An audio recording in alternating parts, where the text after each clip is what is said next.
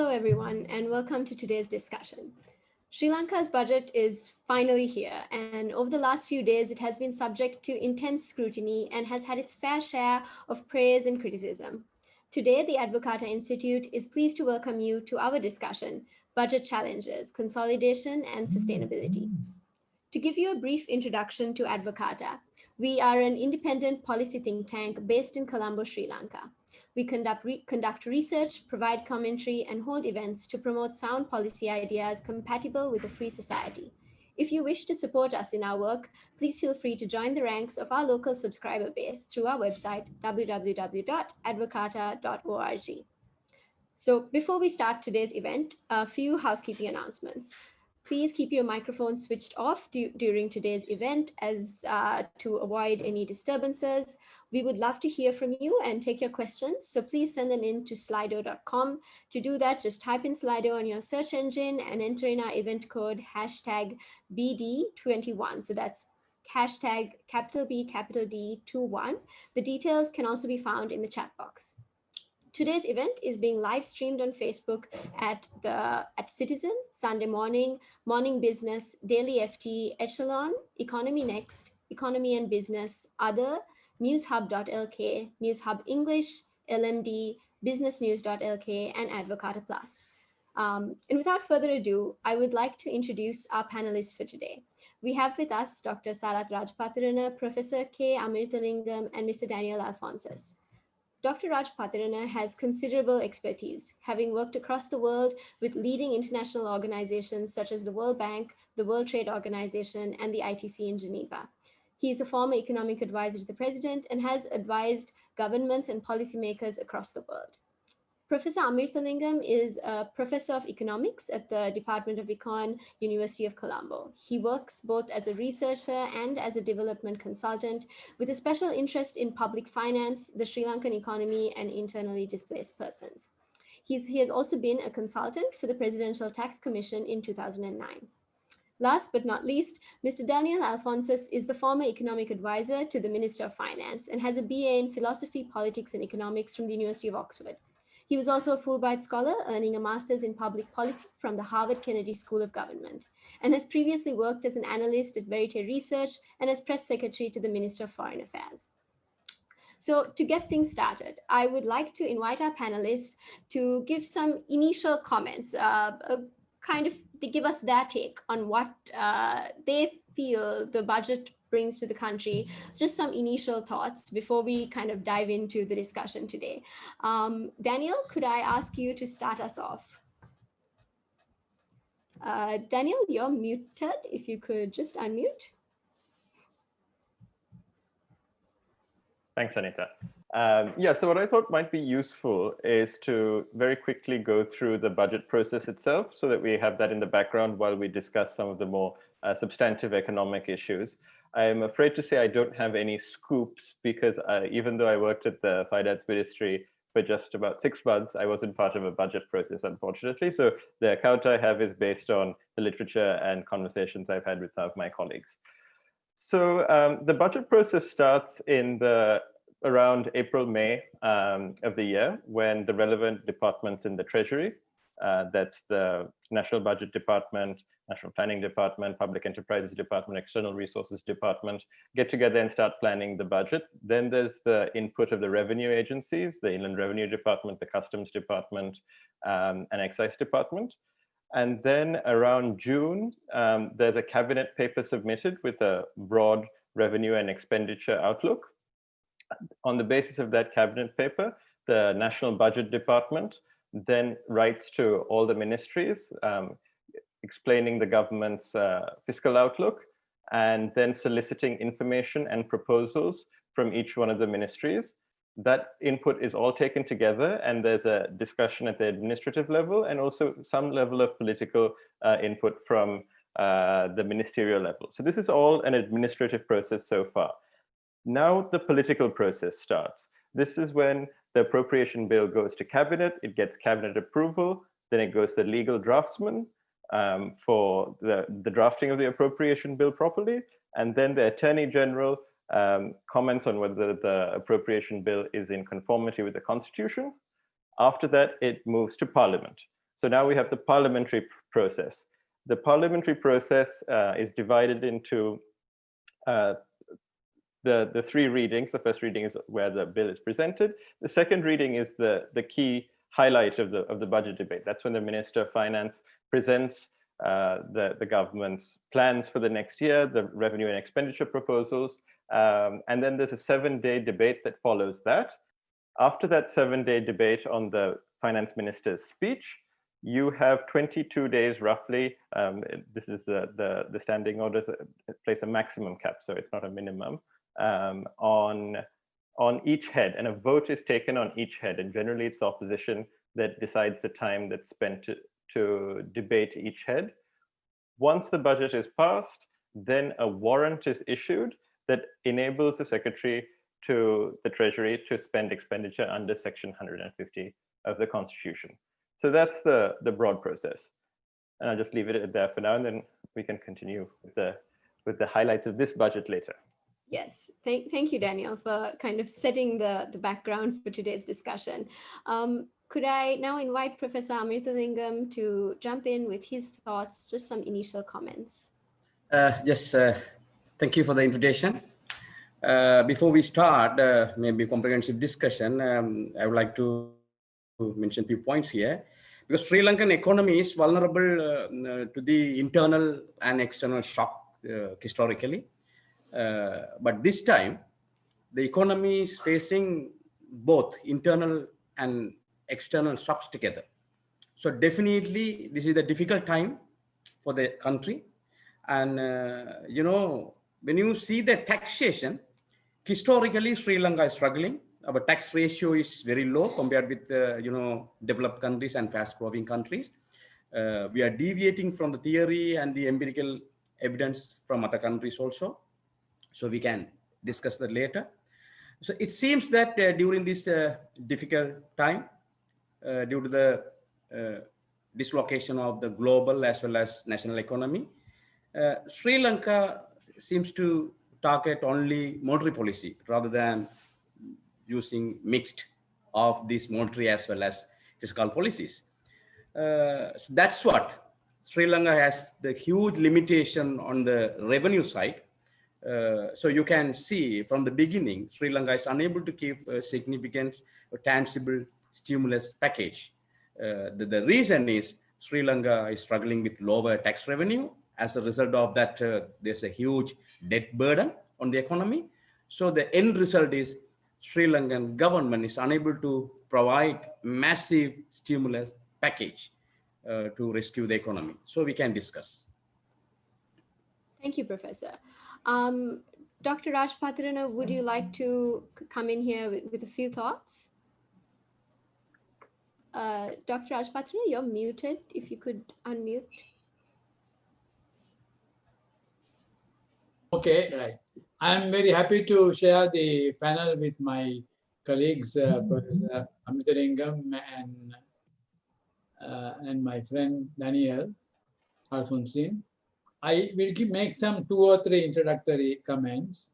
What I was waiting for you is to already, Professor Amirthalingam has given the fiscal side of it, the revenue side. On the expenditure side, we can get into that discussion later. My general understanding or my experience, I'll put it this way, has been that typically countries, particularly in our part of the world, overestimates the revenue part and underestimate the expenditure part.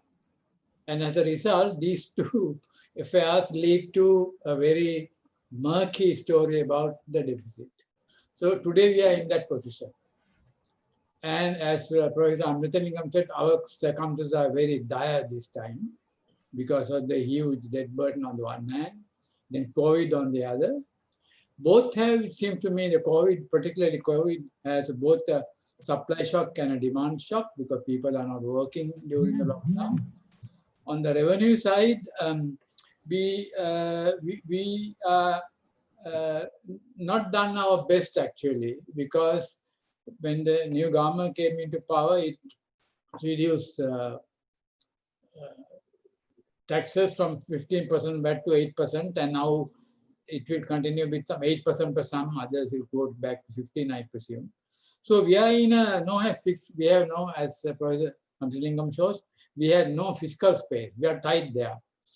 And so it is dependence on monetary policy alone as a problem there. Because there are limits to which you can reduce interest rates. So the fiscal instrument not being used is something that we can come up with later. I feel that we are in a serious situation where I will end up, when I go for the next session, saying what we can do about it. We have not come to this type of situation before. Actually, many countries have not actually, because of the COVID after 100 years coming back here. So in the second session, I will look at more closely at the deficit, or what I presume to be the deficit, and its connection to external accounts, and take it from there. Thank you. Thank you, Dr. Rajapatirana. So to dive into what will really be the start of this session, Daniel, would you like to kind of start us off by telling us a little bit about the general problems of expenditure that budgets have had over the years, and your thoughts on that? Yeah, so I think the four big problems historically, especially in the last few decades with Sri Lankan budgets. The first is that we don't spend enough. The second is that we don't spend on the right things. The third is that even sometimes when we say we're going to spend money on something, we don't actually spend it. And then the fourth is sometimes we don't know if we've really spent the money or not. And I'll go into each one of these in a little bit of detail. So let's start with the first point, that Sri Lanka doesn't spend enough, which may sound a little bit counterintuitive, but if you look at Sri Lanka's expenditure, government expenditure as a percent of GDP, in 2018, it was 18.7%. This is well below India and Vietnam, which are over 26%, or Thailand and Philippines, which are around 22%. So you can see this is quite a bit less than comparator countries in the world. And this has a very real effect on people's well-being and long-term growth. If you look at social assistance, that's health expenditure plus social transfers, as a percent of GDP, in Sri Lanka's case, it's lower than Nepal and India. We're roughly at the South Asian average, but South Asia's average is the lowest in the world of any region. So not only do we not spend enough, but that really has an effect on people's welfare and in terms of our long-term growth potential, because health and education are some of the key drivers of long-term prosperity. So that's one, we don't spend enough. The second is that we have an issue of, do we spend on the right things? The issue of prioritization. And so there's prioritization and then there's targeting. So I'm just going to use two examples for each one of these. On prioritization, if you look at the defense budget, even though the war ended in 2009 and the security situation became quite different, the strategic issues that Sri Lanka faced, the security issues that Sri Lanka faced changed a great deal over the course of 2009.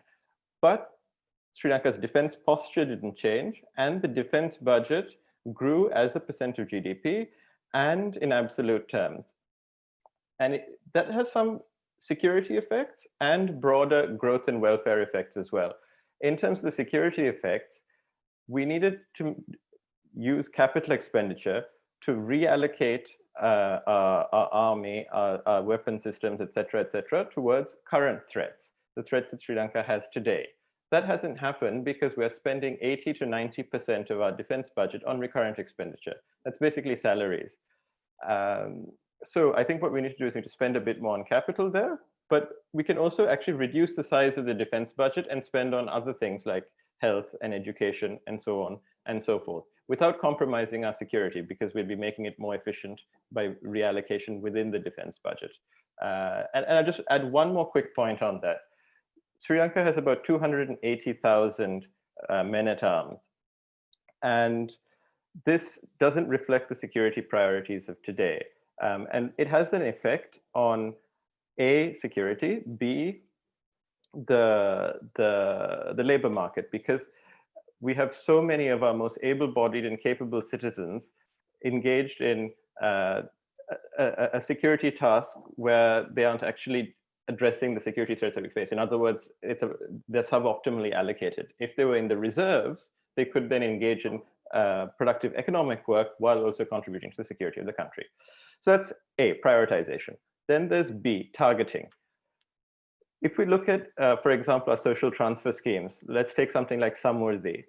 Nearly 10% of Samurdhi expenditure goes to the richest 20% in society, and only 40% goes to the poorest 20% in society. So we have very serious targeting problems. And if you look at other social transfer schemes like fertilizers and school lunches as well, you see a very similar pattern.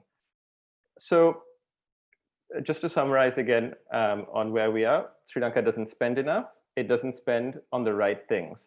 And then we have 2 more points left. Even when we promise to spend, sometimes we don't do it. And sometimes we don't know whether we spent the money. So I'm going to move on to the third point. If, as Dr. Rajapatirana mentioned, we often overestimate and underestimate. And if you look at sometimes some particular items in the budget, there's consistent overestimation of expenditure. If you look at agriculture, almost always there's a double-digit gap between what was supposed to be spent and what was actually spent. And sometimes it goes up to 40%. So this is one consistent problem we have, that we don't really know, have confidence in the numbers. And then the final point is we don't really know sometimes. If you look at Sri Lanka's budget transparency as measured by the Open Budget Initiative, they classify budgets into sufficient and insufficiently transparent. The last time Sri Lanka's budget was sufficiently transparent was in 2010. And incidentally, that's also the last year we published a mid-year review of the budget. That's basically seeing how well the budget has been spent in the first 6 months of the budget year. So then you can do course corrections and make any changes that need to take place. And this would also highlight another persistent problem where even though Parliament votes money for particular budget heads like agriculture or healthcare or so on and so forth, money is often moved by the executive between budget heads during the course of the year, which of course is problematic for obvious reasons. And we also see that Sri Lanka is institutionally not particularly capable in terms of providing horizontal accountability within the state structure. We don't have a proper parliamentary budget office. The Committee on Public Finance, which started a tradition of writing reports on the budget and providing some accountability, it's unclear how effective that's going to be in the current parliament. So I think I'll stop there for now, and I can move on to the next section, I guess. Sure. So Daniel, what I'm kind of taking away from that is that as much as we might have a problem of how much is being allocated, it's also a question of how the money is being managed once it's being allocated. Is that the kind of conclusion we're coming to here?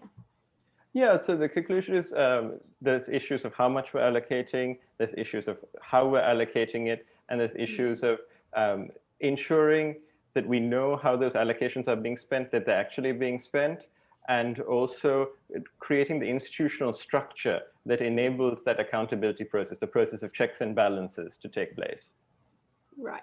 So I will come back on that point to maybe hear a little bit more about these institutional structures. But before we do that, Professor Amirthalingam, do you think you could jump in here and tell us a little bit about Sri Lanka's how we're performing on the revenue end? Because the general kind of conception is that Sri Lanka's revenue numbers are fairly low and that this is a problem. And we'd like to hear from you on this. Thank you. I would like to share my screen.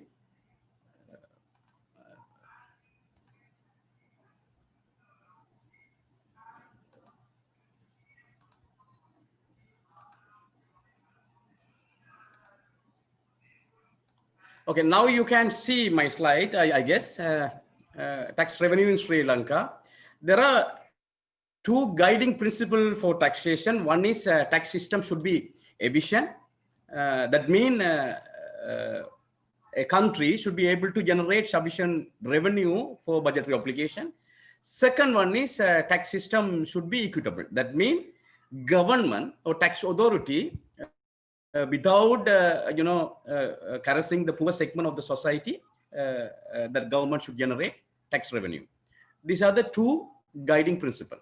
So we are going to see whether Sri Lankan tax system is efficient and or equitable.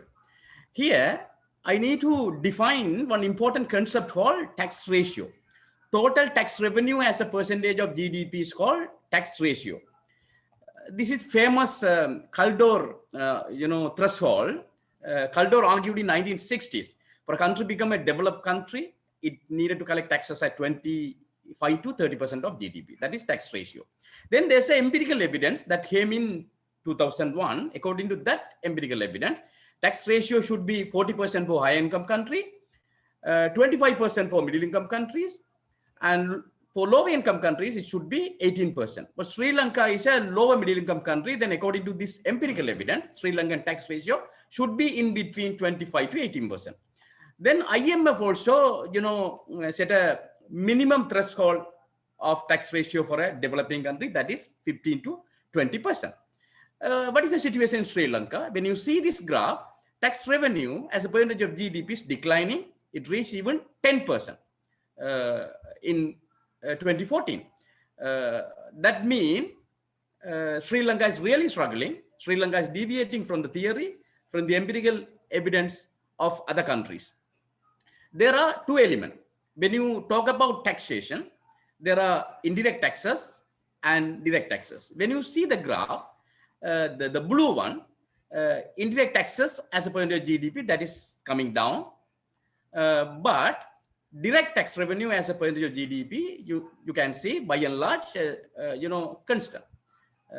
So a declining trend of indirect taxes, should happen. That is understandable, because when country move from, informal economy to formal economy, automatically the revenue from indirect taxes will come down.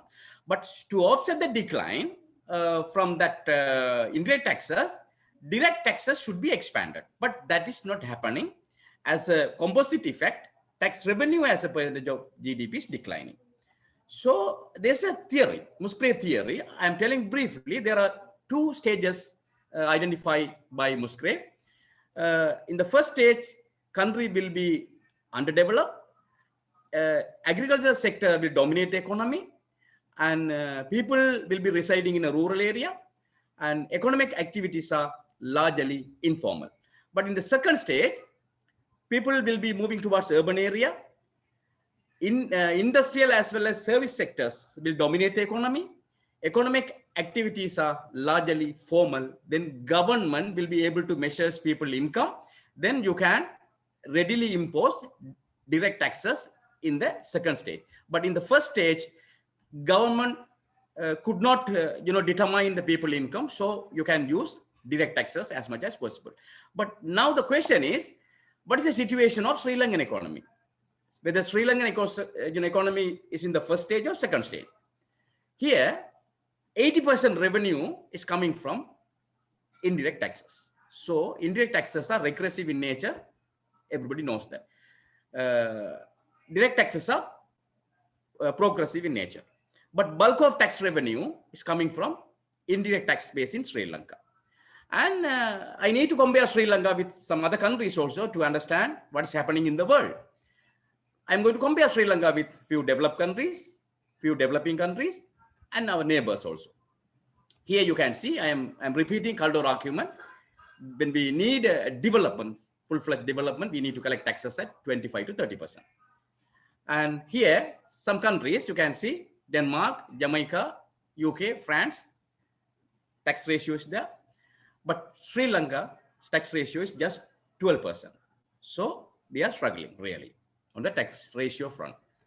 And again, Musgrave argument, when a country move from developing status to developed status, the particular country should be able to expand direct tax base.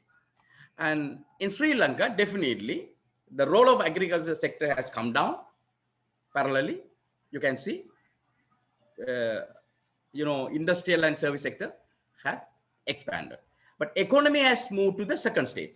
But the tax system is in the first stage. There's a mismatch. So where's the issue? issue with the GDP composition or taxation. So definitely issues with the taxation front. And here you can see America, 91% is coming from direct tax. No contradiction, because in America, agricultural sector contribute only 1%. Canada, 78%. Malaysia, 69%. India, 50% is coming from direct taxes. Kenya, 49%. Thailand, 40%. Korea, 54%. Pakistan, 37%. Uganda, 33%. But Sri Lanka, 18%. You can see other countries are expanding. They are on the correct path, except Sri Lanka. But Sri Lanka's progress is very, very slow. So what is the reason for that? What is the reason? Tax authority is unable to precisely determine the people income or taxpayers income due to several reasons.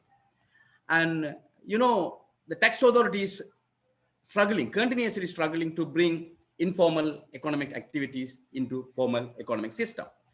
And this is another serious issue in Sri Lanka. From the beginning, application of modern information technologies very slow compared with other countries. So to measure the potential taxpayers' income precisely, then taxpayers' spending should be done through the bank. That is happening in many countries in the world. Then when banks are connected with revenue generating institution, government can determine taxpayers' income precisely. Then you can tax properly, you can lower tax burden on the lower income segment. And here in Sri Lanka, as you are aware, retail trade is fragmented. The basic accounting practices is not widespread. Then number of taxpayers is not increasing over the years. So these are the important issues I have identified for the lower tax revenue. So World Bank also identified Sri Lanka's tax ratio is one of the lowest tax ratio in the world. So when we struggle with lower tax ratio, then the government should borrow to offset the declining of this tax revenue and to meet important budgetary obligation. That is happening. Now you can see total debt service as a percentage of government expenditure is nearly 53%. That means when Sri Lanka spends 100 rupees, 53 rupees goes to only debt service spend. So we have only 47 rupees for other important budgetary obligation. Then how we are going to finance? The way is borrowing internally and externally. So after the presidential election, there was a tax cut implemented by the president. Then VAT rate was reduced from 15 to 8. The expected loss was 215 billion. Then NBT was abolished. Pay was abolished. Then it was reintroduced. Then economic service charge, there are changes. Withholding tax, abolished. Corporate tax rate was changed. Then telecommunication levy was changed. The expected loss, was estimated between 500 to 700 billion as a percentage of GDP. It will be nearly 2 to 3%. This is before the pandemic. So before the pandemic, historically, Sri Lanka was struggling. After the tax cut introduced after the presidential election, again, huge decline. Now the pandemic, post-pandemic situation, both IMF, World Bank, including ADP, all three institutions have predicted nearly 5 to 7% contraction of GDP.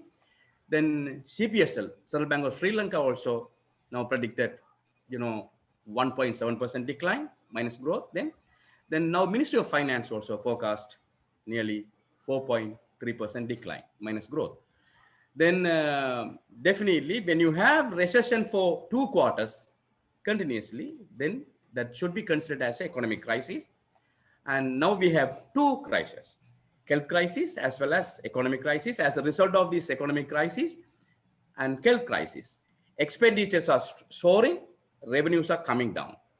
And so definitely we can expect huge revenue decline in coming months. Then what next? What next? So the important point is, during a crisis situation, private sector, and definitely private sector will struggle. So there will be a decline of FDI.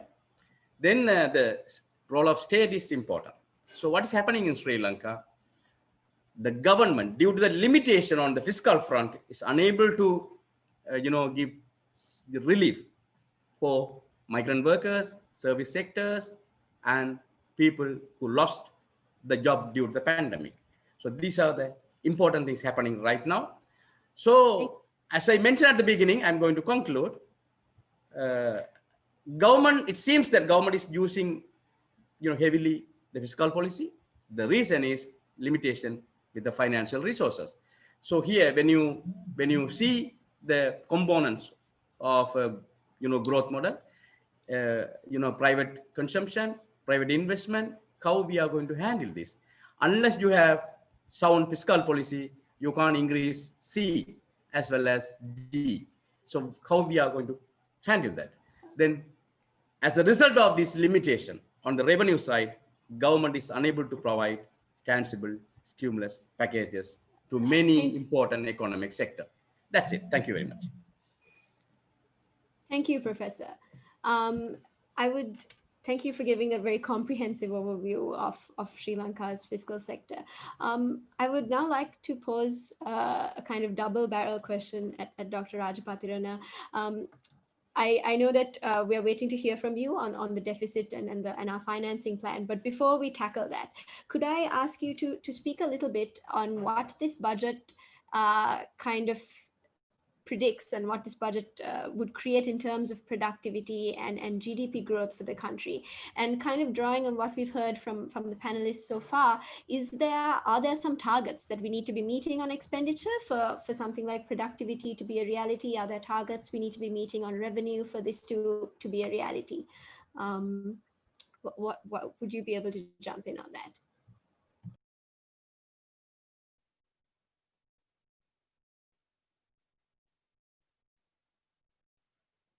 Dr. Rajapatirana, you're muted. If you could unmute. Thank you. Sorry. No, even before COVID intervened into our lives, economy was going down. We had 2018 at 3.3%, 2019 at 2.3%, and the central bank, as Professor Merson had said, it has fallen to negative territory, and we expect the rest of the year to be negative. Of course, short, rest of the year being very short. And as Dr. Amirthalingam said, we are very short of fiscal space, and that is something a long-term affair that have been going on. I know that there were about 3 years ago efforts to engage McKinsey Group to come and advise on how to, for example, to crack this question about reducing the indirect taxes and taxing more direct taxes. And they gave some ways of that they had tried out in some other countries. They seem to have worked. But I don't think there was no action, following action, even before the government changed. So it was not taken, it was not implemented basically, as we heard from Daniel before. Government not implementing a very important necessary step. So now, for example, the other thing, I go back again to the past and see, we have a rather poor productivity record. The first time I saw good numbers on that, believe it or not, was at the Federal Reserve Bank of St. Louis. Somebody who is working there put these numbers together using Philadelphia database and found that our productivity growth rate, and I define what it is in a minute, had hardly risen about 1% for 25, 30 years. And so productivity growth is defined in this way, that if you think of the country itself having a one single aggregate production function, that growth that comes not from directly from factors of production like capital, land, and enterprise, but through technological change and new methodology and things like that. That part, the innovative part, have been very weak. Number three is very important, this point, that no country that has been growing fast has been able to do it with low productivity. Low productivity is the kicker that make things going. So then the question to be asked is, why is it that our productivity is so low? Well, we are inefficient. Collecting taxes, we are inefficient. We have not made good reforms in the last, I would say, to be generous, in the last 15, 20 years. We have a tariff system that is not changed for a long time. It's the highest among the South Asian countries, higher than India, Bangladesh, Nepal, certainly higher than Thailand. So that is one problem. So that efficient allocation of resources does not take place in this type of situation. In an ideal world, if the resources are allocated properly, then we have rather a situation like uniformity in tax rates. And the variance among taxes is very small. Wide variance and high tariffs are the two things that prevent the country from being efficient. So productivity has been low. So the legitimate question that Aneetha asked me is that, can we depend on high growth with this budget? Because it's not fair to say one budget can get high growth growing. I would say no, because without the necessary reforms. I did not see in the budget that type of incentive reforms. And so therefore it makes me a little bit disappointed that our productivity will not go up. Therefore, the possibility that our GDP growth rate will go up significantly is also limited, because simple empirical truth, done on various comparative studies, without having significant productivity growth, there cannot be significant GDP growth.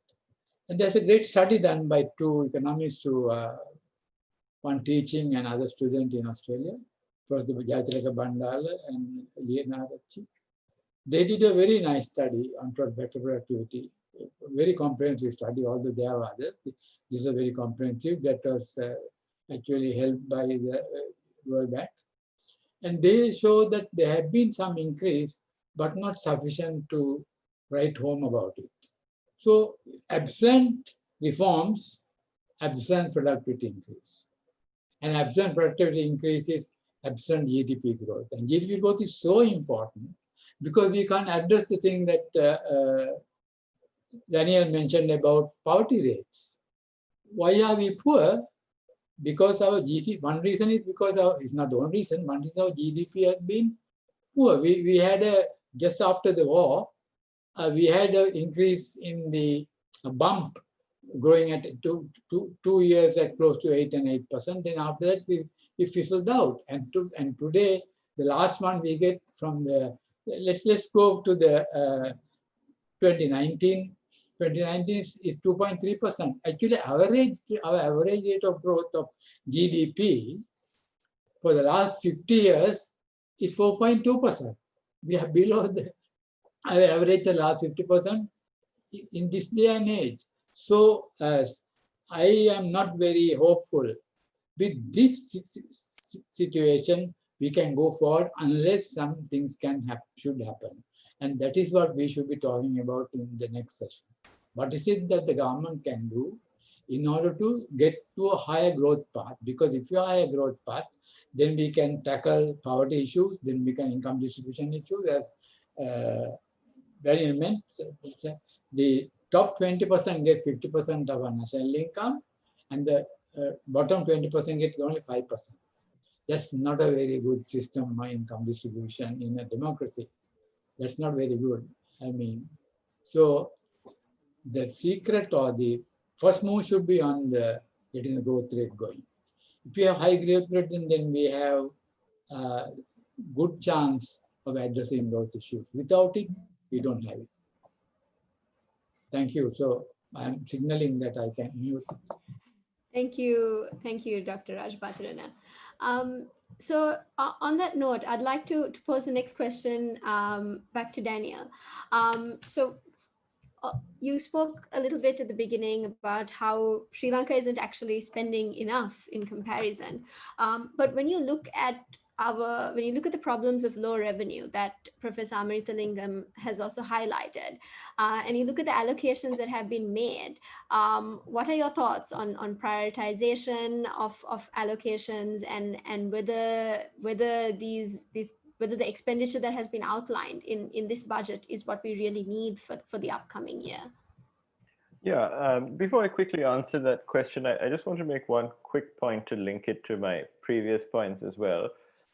Engaging in any analysis of the current budget is quite difficult as well because of the transparency issues I mentioned. We don't have the budget estimates available on the website yet. Even when they are available, they're in PDF format, so that makes any analysis very difficult if it's not in Excel or any other manipulatable data format. So the statements I'll make are tentative and based on a sort of very primitive analysis that you'd sort of do 100 years ago. But the point is, I think in terms of priorities, there are two things that struck me in particular in terms of prioritization. We are in the middle of a once in a century pandemic, and the health budget has come down. That's really surprising. Especially when you look at other things which have stayed constant. The Air Force budget has stayed relatively constant. The budget for museums has increased. So I think that points towards the government's priorities at this juncture. And I'm not sure those are necessarily the priorities that should be the case at this point, especially considering the pandemic and the growth issues that Dr. Rajapatirana discussed. Secondly, in terms of priorities, the government has signaled that it will continue to use taxpayer money to provide subsidies for SOEs, what they call strategic SOEs. Well, it's often unclear what's particularly strategic about them, but we know that these SOEs have been cesspits of corruption, waste, and mismanagement. So I really don't understand why Sri Lankan Airlines, for example, I as a taxpayer will continue to pay for those losses that have been incurred since 2008. Until 2008, Sri Lankan Airlines was earning profits under Emirates management. The share value, I'm sure, was much, much greater than it was today. So as a taxpayer, in terms of the claim on the capital I have, it's decreased, my asset position vis-a-vis Sri Lankan Airlines. So I really don't understand why, in the midst of all the economic challenges we're facing, the huge amount of debt we have taken on, the pandemic, why we're continuing to subsidize these white elephants. So that's one issue in terms of allocation. Then the other issue is that this is touching a bit more on the revenue side, so I'm sure Professor Amirthalingam will have more to say about this. But the relief that's being provided is being provided primarily through tax cuts to firms. And that has a less immediate and less sustained multiplier effect than direct cash transfers to the poor. If you want to have a quick stimulus and you want to provide relief to people, a direct cash stimulus would have made much more sense. And of course, Sri Lanka's fiscal space is constrained. Our fiscal stimulus is 10 times lower than India's and Vietnam's. But we could target it a lot better. I'm not sure if that answers your question, Aneetha. If there's something else you wanted me to touch on. No, I think that does answer my question. Dr. Rajapatirana, do you want to jump in on that? Yeah, all these losses of state enterprises, including Sri Lanka, which is one of the highest ratios of labor to planes, right, very high, it's not paid by UN by the likes of Daniel. It's the low 20% who are paying it. 80% of the indirect taxes are from the poor people. So that is why it is so sort of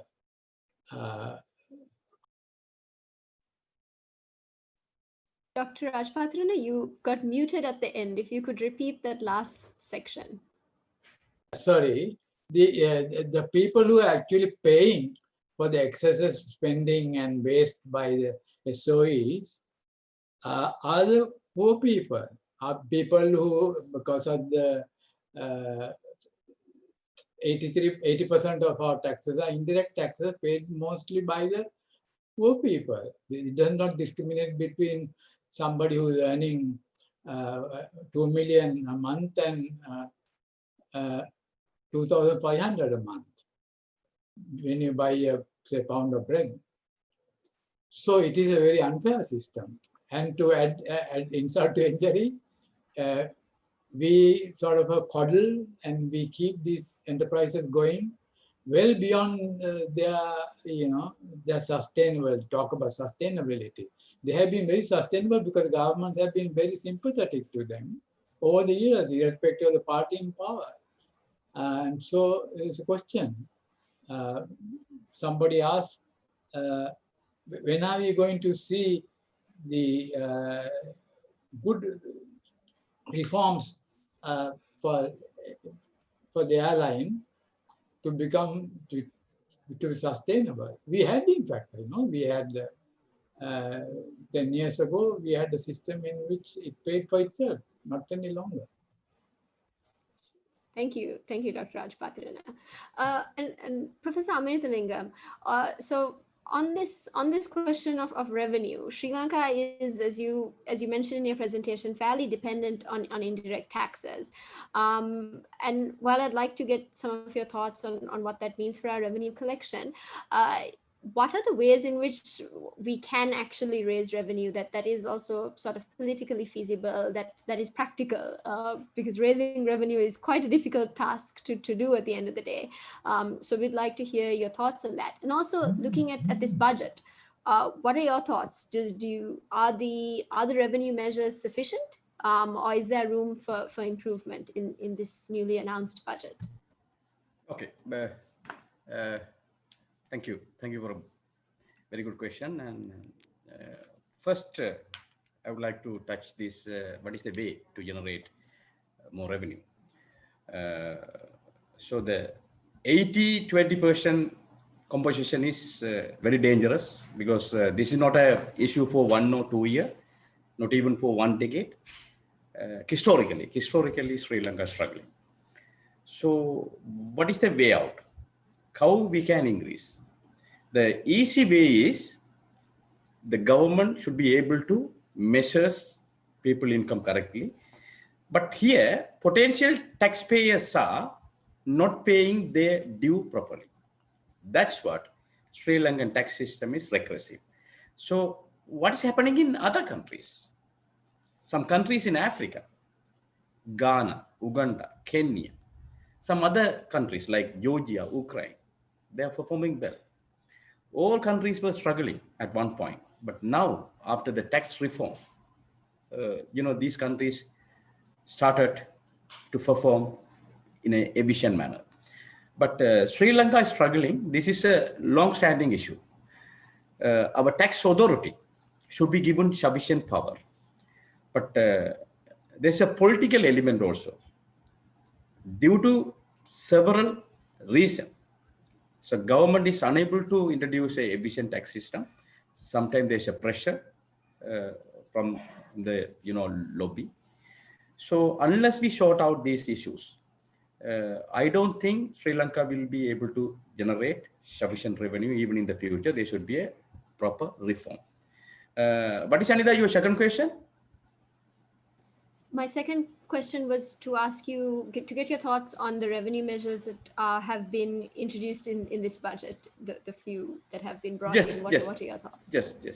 There are, because considering the pandemic situation, the government try to give some sort of relief, but government had limitation to expand the tax revenue massively, because knowing the situation, because individually and as well as many firms are struggling. So government doesn't have any space to expand tax revenue. That's what government has proposed some sort of relief.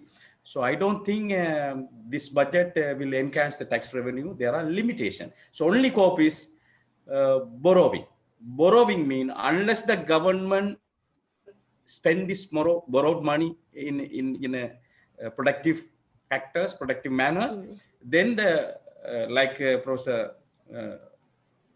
Rajapatirana mentioned, only one point I will highlight. Government will borrow, people will pay at the end. So that's going to happen. That's it. True. Thank you very much, Professor. Before we move on to the next question, I'd like to remind the audience that they can send in questions for the Q&A session that we will be starting shortly. The details are in the chat box, but if you just go on to slido.com and use the event code #BD21, so that's for Budget Dialogue 21, you will be able to send your questions in, and you can upvote questions that have already been raised by other participants, and we'll be happy to take them in a few minutes. So, Dr. Rajapatirana, just moving from the point that Professor Amirthalingam raised on borrowing, Sri Lanka, the new budget is running a deficit, and although this deficit has been the exact figures have been contested, it is clear that there is a deficit. And in the past, we have been able to go to the IMF for assistance, notably in the period of 2008 to 2012. Can you tell us a little bit about this, and also a little bit on what a financing plan could look like for Sri Lanka?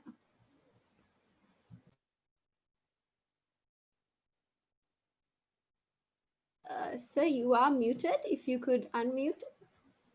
I have looked at the budget to understand where is the room we have in order to, for example, deal with the COVID problem, deal with paying part of our debt that we owe to other countries.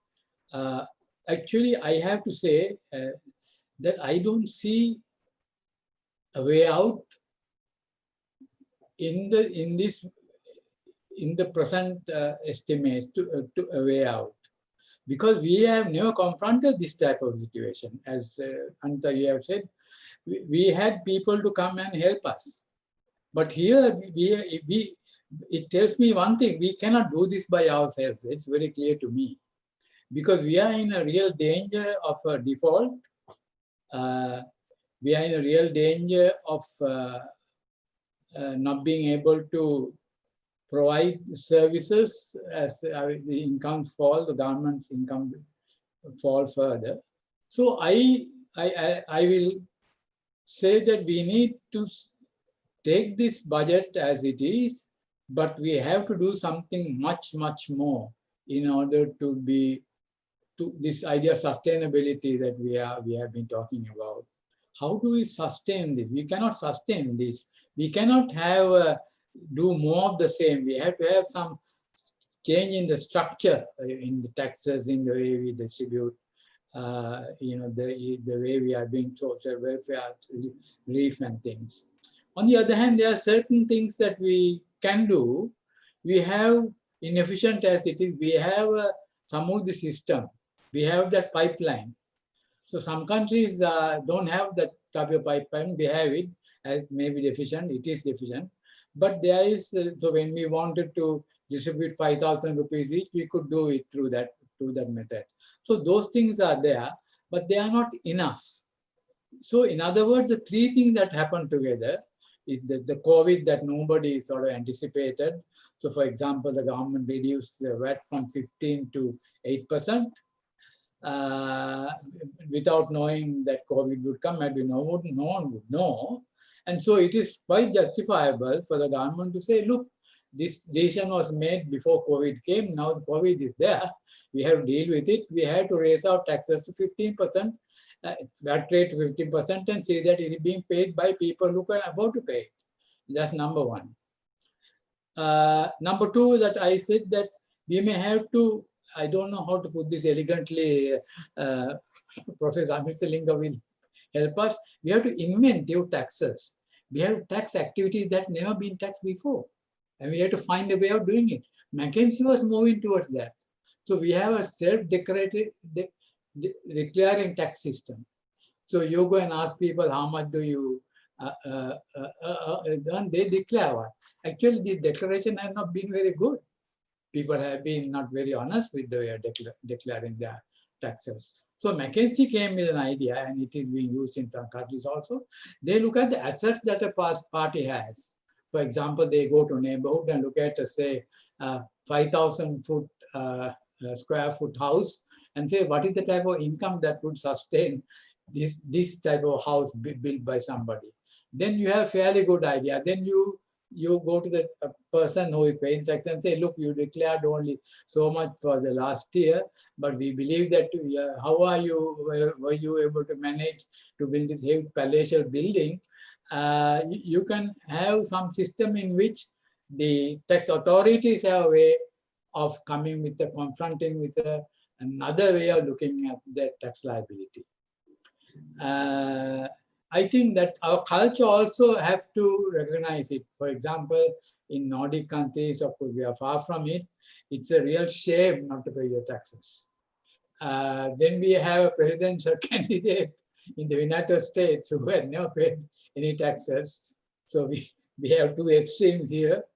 So I think the idea is that while we have to put in place going forward, we have to address that issue. Number one issue, go and reform your tax system.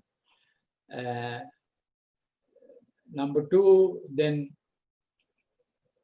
look at very seriously at the SOEs. They are 11% of our GDP. Some of them should never have existed. We have continued to support them because there's a political economy element in it. Sadly, it's a way of rewarding people who have been supporting you, politicians. So therefore, we have to break into that system. But my message that I hope is loud and clear, we cannot do this by ourselves this time. And we are completely should be at liberty to see alternative ways of creating a reform program that addresses these fundamental issues, that convinces our creditors that we are very serious about paying our debt, and getting IMF involved again. I mean, IMF has already given under the emergency some 69 countries or even more than that. We are very, it's a legitimate reason for us. We are one of the earliest members of the International Monetary Fund and the World Bank. And we can ask them, we can ask the Asian Development Bank, we can ask our big bilateral lenders like both China and India to come in and help. And there I would say it may be politically difficult for the government to say, we are going back to the IMF. I understand that. Having worked in the bank, I know that. But I think that if it is our program, in the sense that our government gets together a group of experts and say, look, we are now confronted a very difficult situation due to no fault of us, of the COVID on the one hand, then the amount that have been borrowed and not paid, and the low growth that we have to escape from the low growth case that have been going, those three things. I don't see an exit out of that without a new thrust, new way of going forward. Making a program that our government can say, this is a new approach, we need to do this, we have no other choice. We can see, to see the good things happen in the future, we have to go through this program and do it. And I think that way, I would think our creditors would be more patient with us. And sometimes, and I have said this often, is the IMF program, it is more than the money, it is the discipline it will put on us. That when we, as Daniel mentioned, we have expenditure that we cannot explain where it went. So those things can happen and we still cannot be fulfilling our obligations, getting growth rate going, dealing with COVID, and it is, not the blame game, but we want to go forward. Let's get together and go forward. Ask for help. We are in very legitimate ground to ask for help. And many good countries in the world came through, because they were helped out, and because we have a lot to do in order to get to that situation. Thank you, Dr. Rajapatirana. So that concludes the first round of today's discussion, and I will be moving in for some very brief Q&As from the audience. We've had a lot of questions coming in on Slido, and I'd like to pose the first one to Professor Amirthalingam. We've had one coming in saying that it's one thing to have the right taxes, but another to make sure you have the infrastructure to collect the taxes. And does Sri Lanka have this in place? And if not, what would you propose? No infrastructure, poor infrastructure. Because the easy way, say for example, when we do any transaction, that should be in a formal manner. People should be encouraged to use a debit card, everything through banks. We have to reduce as much as possible the cash transaction. When you use cash, then many business entities makes the transaction is an informal one. Then the government and tax authority, they are unable to determine the total turnover of that particular entity. Then you can't impose meaningful taxation on them. So the issue is we have to monetize the system as much as possible. We have to encourage people to use, debit card. So all transactions should be done through the bank. When the government connect all the banks with revenue generating institution, then when we do any transaction, next minute or next second, it will go to the IRD. Then we can reduce the burden on the lower income segment, and government can generate a lot of money. The way is either tax authority to target a potential taxpayers as a revenue generating point, or when he or she spend, so that is expenditure tax. So as much as possible, the government should monetize the system. That is the way out.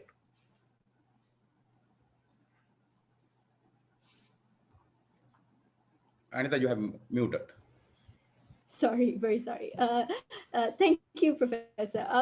If I could just tag one more question on there. So we have had a question coming in asking about the potential of land taxes as a way of revenue collection, of a potential way of revenue collection. What are your thoughts on that? No, many countries have taxation on real estate. That's fine, perfectly okay. But the valuation is very difficult. Say for example, Vellavatta Bammalapiti area, land side is different price, seaside is different price. So very difficult. But many countries have taxation on the transaction on this land selling or buying, whatever it is. But we can try. Many countries have that. Sure. Thank you, Professor. So I'd like to pose the next question that's coming to Dr. Rajapatirana. So Doctor, one of our attendees has raised the point that Sri Lanka has always been a low revenue country. And whenever taxes are raised, that government inevitably finds itself voted out of office at the next election. And this attendee raises the point that GDP to revenue is not really how we should be looking at this, because each country is different. I'd like to hear your thoughts on that. Yeah, that I agree with the last point. That is that GDP countries are very different. You can't just say, yeah. But I think for as analytical persons, old Mr. Caldo, who gave us these expenditure taxes, at that time there were not very sophisticated ways of looking at it. I think in the 1940s, late 30s. I also don't think it's empirically verifiable to say that government lost elections because they raised taxes. That has a hidden little arithmetic. That is, it implies that there are many rich people in our country. There aren't. So therefore, if you go on the universal suffrage, then that cannot be true. We are being voted out by, so I don't think that is correct. I think that there is a huge tax administration problem, huge, huge. And tax files disappear. Some are set fire, so many things. That not only this country, I heard various things that how this happens in India and Bangladesh. But I think that is what Prof. Amirthalingam's point is, make it a cash-based, move away from the cash-based to use like a debit card.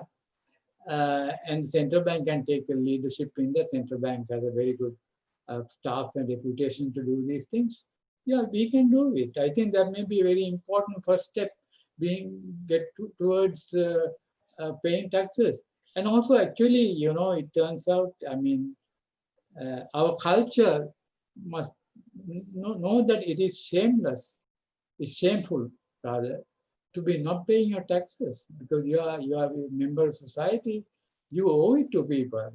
Let me now just go to the issue of taxing land. You know, we already know that urban land has increased in value by 300% in the last 4 or 5 years. You know, so they have made huge gains. Tax it away. The nice thing about land is you can't take it away. You know, when you put you can't sort of hide it. It's a land. Here's the thing. Here's the acreage or this number of square meters or whatever, and we have a standard tax.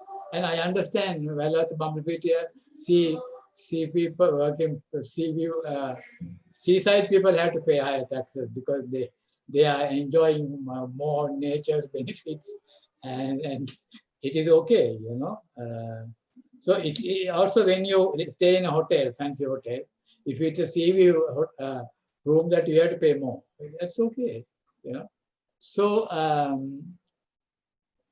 I think that we talked about taxes, but I want to talk about tariffs a little bit because we are in that area. Sure. Tariffs are not only for government finance, but way of managing the economy. We still have these para-tariffs that was created in order to raise money to fight the war. There's no war now, the war is over since 2009. We still have, and there have been attempts to get rid of para-tariffs. I mean, the taxes should be, I want to add also to what Amirthalingam said, should be low and more even. And that will encourage people also to pay and say, I'm paying my fair share. But our taxes are very uneven, not paid also. And there's a huge variance in tariffs, for example. Variance in tariffs is evident that this is not an efficient way of allocating resources, right? And the other thing that we didn't talk about, but I want to talk about it, saying, when we look at the financing of the deficit, I am afraid that if they go to financing, three ways of financing it, right? Borrow locally, domestic borrowing, foreign borrowing, money creation. They have three different impacts. Money creation is the most harmful because it's easy to do it. You don't have to go through Parliament, right? You can get the Minister of Finance can talk to the central bank.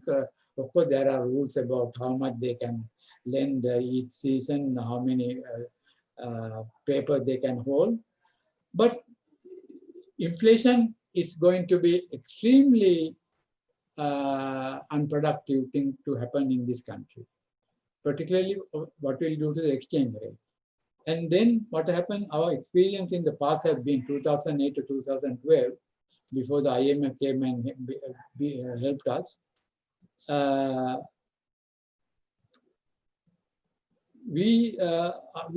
Our prices became completely distorted. We had high inflation, so the exchange rate had to be, they kept the exchange rate without allowing it to depreciate. And then we had to, we accumulated, to get rid of a lot of reserves. And then we were not in such a good position compared to where we could have been if we had good economic policies going forward. Unfortunately, we are not in that position then now, because we have much higher debt. Because, as I said before, we are in a health emergency. crisis, and we have slow growth. We have to find a way out. And I think there is a way that we just discussed by saying we have to get everybody together and get this thing done. Otherwise, as we are going this way, we won't be able to meet the targets and the ambitions we have in this budget. Thank you, Dr. Rajapatirana. So I'd like to pose the final questions from our audience to Daniel. So Daniel, I have two questions for you. The first one that has come in is asking if this budget, what is the signal this budget is giving to our external creditors as to the government's ability to make repayments? Is it something that will instill confidence? And the second question I have kind of tags on to what Dr. Rajapatirana spoke about. This budget is clearly pursuing a policy of import substitution. In your opinion, what does that kind of foretell for Sri Lanka's growth potential in the years to come? Okay, so on the first question of, it was international capital markets, right? Creditors. So in terms of creditors want to know if their money will be repaid. That's the primary concern. And so what they'll be looking for is the government increasing revenue, cutting expenditure, or increasing growth? Growth is the way in which future revenues will increase and ability to repay will increase. So on the revenue and expenditure side, we have a very large deficit. I can't remember the precise number, but it was almost double digits. And so that obviously, following on from Sri Lanka's long-standing revenue and budget deficit problems, will not be encouraging for capital markets. Then in terms of the long-term growth potential, we don't see any real reforms. We see a continuation of the tradition from 2004 onwards of either stagnation or regression in terms of reforms. There's nothing that's inspiring confidence that will alter Sri Lanka's growth potential in any serious way. And I think one other thing I just add on to that as well is that there's even issues of credibility itself that arose out of this budget. There's questions about the numbers, and I'll give you one example. If you take recurrent expenditure for the Supreme Court, that's declined compared to 2009. So recurrent expenditure declining is a strange thing in itself.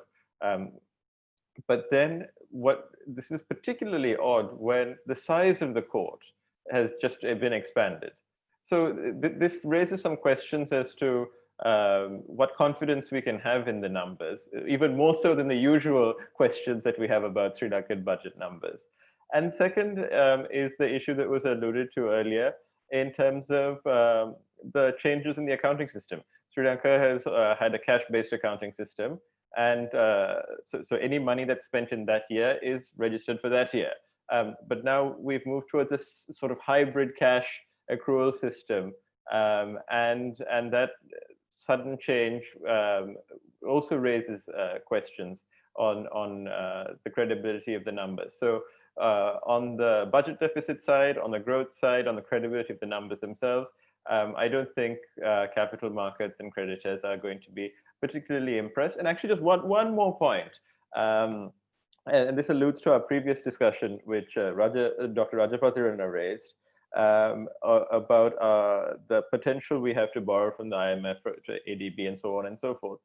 I think capital markets in particular are going to ask the question when we ask for some manner of relief, why aren't we taking money that we have already on the table? We have the MCC grant, which is about $500 million. Why are we spurning that and then going to others with a begging bowl in our hands? And I think it's very fair if capital markets turn around and say, well, you haven't taken this free money, why are you coming and asking us to give you any aid or assistance?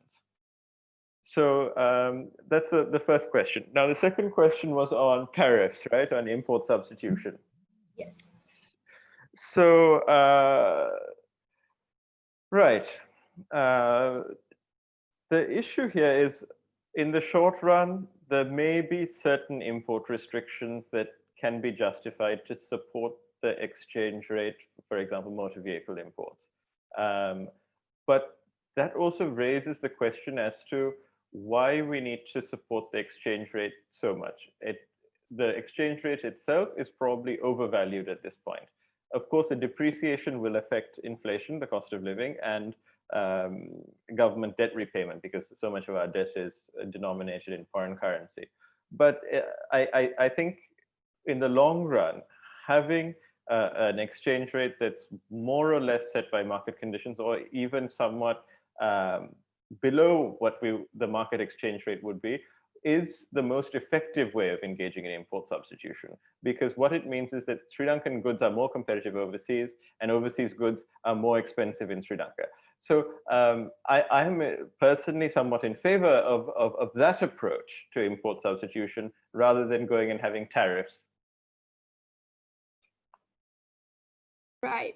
I see that Dr. Rajapatirana, I think, would like to comment there. I think that let me say 3 points. First of all, I think import substitution has no way forward. Okay, we have a small country. We have this poor small country. Our future and our possibility lie outside our shores to be able to compete with everybody. The way we enter into an import substitution, try to protect import substitution based industry has been failed, and there has been a long history of those failures. This was countries realized in the mid 60s. Countries as diverse as Vietnam, Thailand gave up.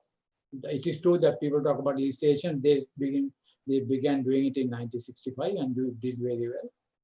So there is no justification in terms of efficiency. It is the inefficient way of doing it, number one. Number two is that the balance of payments argument is not very good, because balance of payments at the end of the day is just excess of aggregate demand, no aggregate supply. So when you put a tariff, you are not dealing with the demand side of the question in a way. So you are not dealing with the imbalance that has been created. Then you create when you begin import substitution system, you create a group of people who are benefiting from it and will do things to prevent it from being changed in the future. I have a little solution for that. It's true that it's already done. Why don't we remove barriers to exports? So an ideal way is that when the protection given to import has a other side with support for export promotion. So in ideal world, what we would call neutral incentive world, every time you put an import duty is a tax on exports. I mean, that is really, we learn that is the case. So therefore, and we have some room here, because a survey done in 2010, I was advised to the group, ITC, did it, where our exporters said, 70% of exporters said, our problems are not outside the border, inside the border. And there are a lot of licenses in the field, illegal payments at the port. So if you can reduce those things, so we can have some type of balance in the system. The ideal is where you have similar duties, similar to on the export side. Of course, you can't subsidize export directly, it's against WTO rules. You can remove barriers which you can do without any problem with the WTO. So otherwise, going this way will be a problem, because there's no end. Our power will end at that before we go far very much. Because what do we do when you do? Immediately you increase the profitability of the party that is getting the high tariff, protecting that company, right? And then if it is high enough, their profits rise, where would the investors go? Investors will withdraw their capital, labor, enterprise, and move towards that part. That is what happened in India for a long time. So it's not a way forward actually. I was surprised. Yeah. Perhaps I wasn't clear. I wasn't arguing in favor of tariffs, Dr. Rajapatirana. I was arguing in favor of a depreciation in the exchange rate, and that would naturally achieve the objectives that you had set out. Yeah, no, I understand that. But my point is, I don't like the undervaluation of currency also. It has problems on the other side also. It's not a, people used to talk about it those days, we can undervalue. That is what the East Asian countries do. Actually, they didn't do that. When you look at numbers and research that are done later on that issue. Let the exchange rate be largely determined by market forces. There's a very simple rule in international trade that if the distortion is domestic, it's not good to use tariffs and other instruments like that. You it's a second best. It's not a first best solution. Yeah. Okay. Thank you, Professor Rajapatirana, and thank you, Daniel. Professor Amirthalingam, if you would like to make a closing remark just before we end today's session. Yes, my task is here on the taxation front. The word tax is not a pleasant word for many. That's an unpleasant word. And anyway, tax money belongs to the country because many business entities and high-income earners, they use country's resources heavily. Sometimes they are polluting and they are not paying for that. They are using a lot of resources. They are not paying, including groundwater. But the tax element, this belongs to the country. And so I have to talk about this other side also. Government should generate sufficient tax revenue, that is fine. But at the same time, the taxpayers should feel that I'm paying tax, but there's a benefit for me, benefit for the society. Otherwise, there's a mismatch. So the government, it is government responsibility to send that message. Yes, you are paying tax. Your tax money is here on the development front. We are not exploiting that. No corruption. So that should be the message. Thank you very much, Professor. And with that, I would like to bring today's event to a close. I'd like to thank our panelists, Dr. Rajapatirana, Daniel Alphonsus, and Professor Amirthalingam for joining us today and giving us such a fruitful conversation. And of course, I'd like to thank everyone in the audience. We've had about 70 to 75 people joining us on Zoom today and about another 60 people on Facebook. It's been great to have all of you, and thank you for sending in your questions. As always, a big thank you goes out to our streaming partners, Citizen, Sunday Morning, Morning Business, Echelon, Economy Next, Economy and Business, Other, NewsHub.lk, NewsHub English, LMD, BusinessNews.lk, and Advocata Plus. The Advocata Institute will be hosting more events on Zoom virtually as we adjust to this new normal. We're always looking to find ways to improve our events. The post-event survey will be sent to all of your email addresses, and we would really love to hear your feedback on how we can continue to present our events better. To learn more about Advocata's work and be notified about our future events, please follow us on social media. We are on Instagram, Twitter, Facebook, YouTube, and even TikTok. We have recently launched Advocata Plus, our Sinhala content platform on YouTube and Facebook. So please do go and take a look. So finally, thank you. Thank you to the panelists, and good night. Thank you, Aneetha. Thank you. Good night.